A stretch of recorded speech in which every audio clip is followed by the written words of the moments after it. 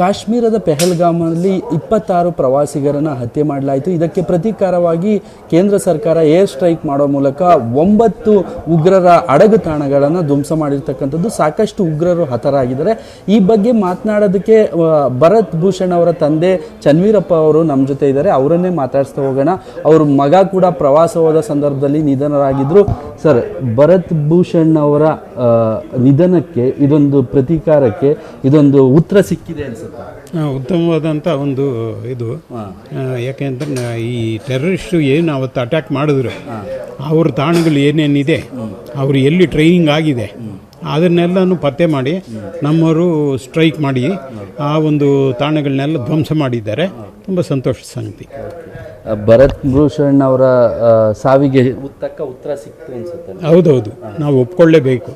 ಯಾಕೆಂತಂದರೆ ಅವರು ಎಲ್ಲೆಲ್ಲಿ ಟ್ರೈನಿಂಗ್ಸ್ ಆಗ್ತಾಯಿದ್ರು, ಎಲ್ಲಿ ಅವರ ಅಣುಗು ತಾಣಗಳಿತ್ತೋ, ಅವರಿಗೆ ಎಲ್ಲಿ ಸಪೋರ್ಟ್ ಸಿಗ್ತಾಯಿತ್ತೋ ಪಾಕಿಸ್ತಾನದಲ್ಲಿ, ಅವರ ಒಂದು ತಾಣಗಳನ್ನೇ ಧ್ವಂಸ ಮಾಡಿರೋದ್ರಿಂದ ಇವರು ನಿರ್ನಾಮ ಆಗ್ತಾ ಇದ್ದಾರೆ. ಅಂದರೆ ಭಯೋತ್ಪಾದನೆ ನಿರ್ಮೂಲನೆ ಆಗ್ತಾ ಇದೆ. ಹೌದೌದು, ಭಯೋತ್ಪಾದನೆ ನಿರ್ಮೂಲನೆ ಆಗೋದಕ್ಕೆ ಸರಿಯಾದ ಸ್ಟೆಪ್ಸ್ ತಗೊಂಡಿದ್ದಾರೆ ಗೌರ್ಮೆಂಟ್. ಮೋದಿ ಸರ್ಕಾರದ ನಿರ್ಧಾರ ಸರಿ ಇದೆ. ಸರಿ ಇದೆ, 100% ಸರಿ ಇದೆ. ನಿಮ್ಮ ಭರತ್ ಭೂಷಣ್ ಹೇಗಿದ್ರು ಸರ್? ಏನು ಹೇಳ್ತಾ ಇದ್ರು ನಿಮ್ಮ ಜೊತೆ? ಹೇಗೆ ನಡೆದ? ಅವರು ಒಳ್ಳೆಯ ವಿದ್ಯಾವಂತರು. MBA ಮಾಡಿದರು. ಸಾಫ್ಟ್ವೇರ್ ಕಂಪ್ನಿಗಳಲ್ಲಿ ಸುಮಾರು 16 ವರ್ಷ ಅವ್ರು ಕೆಲಸ ಮಾಡಿದರು. ಆ ಸಾಫ್ಟ್ವೇರ್ ಕಂಪ್ನಿಗಳು ಒಳ್ಳೆಯ ಹೆಸರು ಕೊಟ್ಟಿದೆ.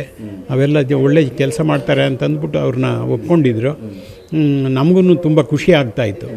ಅಂತ ಮಗನು ನೆನಪಿಸ್ಕೊಂತೀರ ಒಳ್ಳೆ ಕ್ಷಣಗಳು ನೆನಪಿಸ್ಕೊಳ್ಳೋದು. ಅದೇ ಅವನ ಕೆಲಸ ಮತ್ತು ಅವನ ಒಂದು ಡಿಸಿಪ್ಲಿನ್ನು, ಅವನ ಕೆಲಸ ಎಷ್ಟು ಅವನು ಚೆನ್ನಾಗಿ ಮಾಡ್ತಾಯಿದ್ದ. ಆಮೇಲೆ ಹೆಂಡತಿ ಮಕ್ಕಳನ್ನ ಚೆನ್ನಾಗಿ ನೋಡ್ಕೊಳ್ತಾ ಇದ್ದ. ಆಮೇಲೆ ತಂದೆ ತಾಯಿನೂ ಭಾಳ ಗೌರವದಿಂದ ನೋಡ್ತಾ ಇದ್ದ. ಆಮೇಲೆ ಅವ್ರ ತಾಯಿ ತುಂಬ ಸೀರಿಯಸ್ ಇದ್ದರು.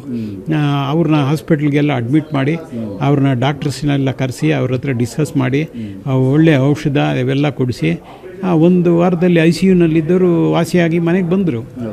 ಅಷ್ಟು ಚೆನ್ನಾಗಿ ನೋಡ್ಕೊಳ್ತಾ ಇದ್ದ. ಅವನೇ ಕಾರೆಲ್ಲ ಡ್ರೈವ್ ಮಾಡ್ತಾ ಇದ್ದ. ನಮಗೆ ತುಂಬ ಸಪೋರ್ಟ್ ಆಗಿದ್ದ ಮನೆಗೆ. ಅವನು ಇವತ್ತಿಲ್ಲ, ನಮ್ಮ ಕಣ್ಮುಂದೆ ಇಲ್ಲ. ಸೊಸೆ ಹೇಗಿದ್ದಾರೆ ಸರ್? ಸೊಸೆ ಪಾಪ ಹೌದೌದು, ಅವರು ಬರ್ತಾರೆ ಅಂತ ಹೇಳೋದಕ್ಕಾಗೋದಿಲ್ಲ. ಆ ಪರಿಸ್ಥಿತಿ ಇದೆ. ತುಂಬ ನೋವಿನಲ್ಲಿದ್ದಾರೆ ಅವರು. ಯಾಕೆ ಅಂತಂದರೆ ಭಾಳ ಪ್ರೀತಿ ಮಾಡ್ತಾಯಿದ್ರು. ಜೊತೆಗೆ ಏನಾಯಿತು, ಅದು ಮನಸ್ಸಿನಲ್ಲಿ ನಿಂತೋಗಿತ್ತು. ಈ ಪಕ್ಕದಲ್ಲೇ ನಿಂತು ಹೊಡೆದಿದ್ದರಿಂದ ತಲೆಗೆ ಗನ್ನಲ್ಲಿ ಅವರಿಗೆ ಆವಾಗಲಿಂದ ಒಂಥರ ಮೆಂಟಲ್ ಶಾಕ್ ಆಗಿಬಿಟ್ಟಿದೆ. ಗಂಡನ ಪಕ್ಕದಲ್ಲೇ ನಿಂತು ತಲೆಗೆ ಹೊಡೆದಿದ್ದು ಅವ್ರಿಗೆ ತುಂಬ ಶಾಕ್ ಆಗಿ ಏನು ಮಾತಾಡೋದಕ್ಕೆ ಆಗ್ತಾಯಿಲ್ಲ. ಅವ್ರ ಕೈಲಿ ಊಟ ಮಾಡೋದಕ್ಕೆ ಆಗ್ತಾಯಿಲ್ಲ. ಇಷ್ಟಿಷ್ಟೇ ಅನ್ನ ತಿಂತಾರೆ ಪಾಪ. ನನಗೆ ಬೇಡ ಅಂತಾರೆ, ಅನ್ನನೇ ಬೇಡ ಅಂತಾರೆ. ಟೆರರಿಸ್ಟ್ಗಳು ಹೊಡೆಯೋ ಸಂದರ್ಭದಲ್ಲಿ ಮೋದಿ ಕೋ ಜಾವ್ ಬೋಲೋ ಅಂತ ಹೇಳ್ತಾರೆ. ಮತ್ತು ಆಪರೇಷನ್ ಸಿಂಧೂರ ಅಂತ ಹೆಸರಿಟ್ಟಿದ್ದಾರೆ ಸರ್. ಎಷ್ಟೋ 20 ಸಿಂಧೂರಗಳ ಕಳ್ಕೊಂಡಿದ್ದಾರೆ. ಏನು ಹೇಳ್ತಾರೆ? ಹೌದೌದು, ಹೆಸರು ಸರಿಯಾಗಿದೆ. ಯಾಕೆಂದರೆ ಹೆಣ್ಮಕ್ಳ ಸಿಂಧೂರ ಹೋಗಿದೆ. ಅಂಥ ಒಂದು ಸನ್ನಿವೇಶವನ್ನು ಅವರು ಆಪರೇಷನ್ ಸಿಂಧೂರ್ ಅಂತ ಹೆಸರಿಟ್ಟು ಆ ಹೆಣ್ಮಕ್ಳಿಗೊಂದು ನೋವು ಹೋಗುವಂಗೆ ಮಾಡಿದ್ದಾರೆ. ಅಂದರೆ ಈಗ ಒಳಗಡೆನೂ ಟೆರರಿಸಮ್ ಇದೆ, ನಮ್ಮವರು ಕೆಲವರು ಇನ್ವಾಲ್ವ್ಮೆಂಟ್ ಇದ್ದಾರೆ ಅನ್ನೋ ಆರೋಪಗಳು ಕೇಳ್ತಾ ಇದೆ, ಕಾಶ್ಮೀರಿಗಳು. ಅದ್ರ ಬಗ್ಗೆ ಏನು ಹೇಳ್ತಾರೆ? ಅದೇ ಅವರು ನಮ್ಮವರ ಸಪೋರ್ಟ್ ಇದ್ದಿದ್ದರಿಂದನೇ ಅವ್ರು ಧೈರ್ಯವಾಗಿ ಒಳಗೆ ಬರೋದಕ್ಕೆ ಸಾಧ್ಯ ಆಗಿದ್ದು. ನಾನು ಪೇಪರ್ನಲ್ಲಿ ಓದಿದೆ, 20-21 ಮಳೆ ಇತ್ತು. ಆ ಮಳೆಯಿಂದ ಹೋದರೆ ನಾವು ಹೊಡೆಯೋದಕ್ಕಾಗೋದಿಲ್ಲ ಅಂತಂದ್ಬಿಟ್ಟು ಆ 2 ದಿನ ಮುಂದಕ್ಕೆ ಹಾಕಿ 22ನೇ ತಾರೀಕು ಅವ್ರು ಬಂದ್ರಂತೆ. ಸೊ ಆ ಬರುವಾಗ ಕೆಲವು ಅಲ್ಲಿ ಮಾಹಿತಿ ತೊಗೊಂಡು ಲೋಕಲ್ನಲ್ಲಿ ಯಾರ್ಯಾರು ಇದ್ದಾರೆ ಅವ್ರ ಸಪೋರ್ಟ್ ತೊಗೊಂಡು ಅವರೆಲ್ಲ ಇದೆಲ್ಲ ಮಾಡ್ತಾ ಇದ್ದಾರೆ. ಲೋಕಲ್ ಸಪೋರ್ಟ್ ಇಲ್ಲದೆ ಇವರೆಲ್ಲ ಏಕಾಏಕಿ ಬಂದು ಮಾಡೋದಕ್ಕಾಗೋದಿಲ್ಲ. ಅದು ನಿಜ. ಭರತ್ ಭೂಷಣ್ ಪ್ರವಾಸ ಮುಂಚೆ ಏರ್ಪೋರ್ಟ್ಗೆ ಹೋಗಿದ್ರ ನೀವು? ಬೀಳ್ಕೊಡುಗೆ ಕೊಡುವಾಗ ಏನು ನಮ್ಮ ಮಗ ಹೋಗಿದ್ದ, ಬಾಡಿ ತರೋದಕ್ಕೆ ಹೋಗಿದ್ದ.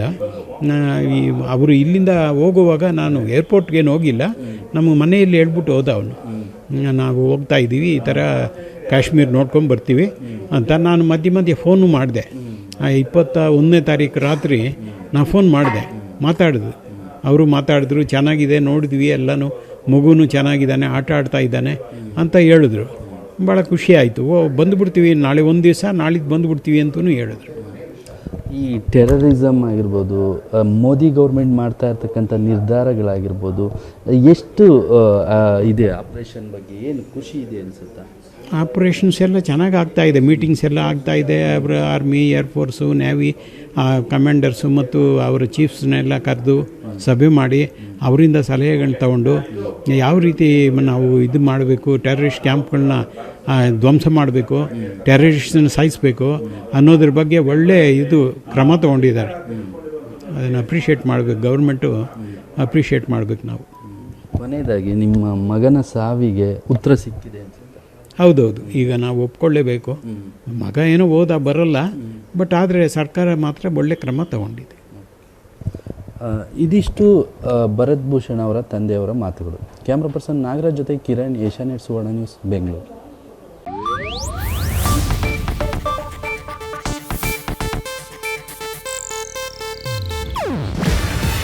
ಇದು ಏಷ್ಯಾನೆಟ್ ನ್ಯೂಸ್ ನೆಟ್ವರ್ಕ್ ಪ್ರಸ್ತುತಿ.